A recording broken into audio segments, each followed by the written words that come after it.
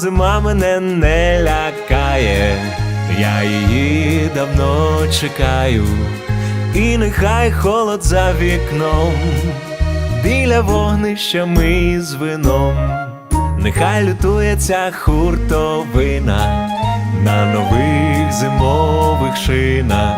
Я лечу до коханої знов, на любов, на любов, на любов.